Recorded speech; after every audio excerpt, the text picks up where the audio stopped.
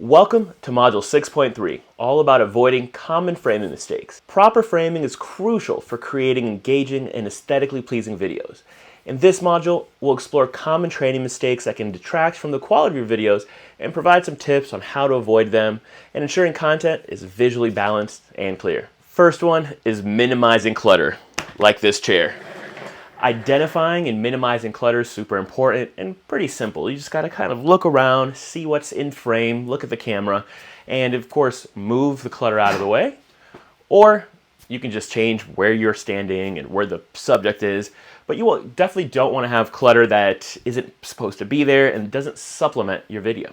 Next is the placement of text elements. As you can see here, I use captions. Typically, I like to recommend people to use captions directly under where someone's speaking, but you could always move it to different areas around them. And that's why framing is super important so that you know where your captions will be. If we are super close, sometimes we want to maybe have captions off to the side or something like that. But that's something to always think about. If you plan to have captions or other elements in your video, definitely want to make sure you kind of have an idea of where they're going to be. Next is designing for the interactivity. So this, for example, is you see a lot in YouTube videos where it says, click here for a link, or my video down there on this next thing, please check it out.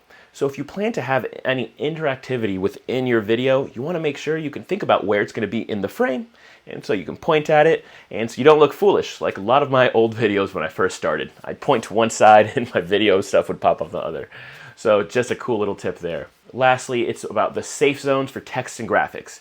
Typically, you want to have those thoughts in mind of where your safe zones are. Here, could be here, so that while you're doing your videos, whether they're in person or of a product, you know and you kind of have a plan of where your graphics will be. Sometimes you can move with them, you can point at them, and this is all done by just thinking a little bit ahead and thinking about where your framing is going to be and how it's going to work.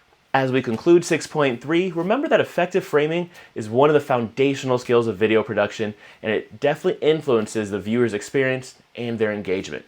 By avoiding these, you can create content that's both visually appealing and functionally effective. All right, chat soon.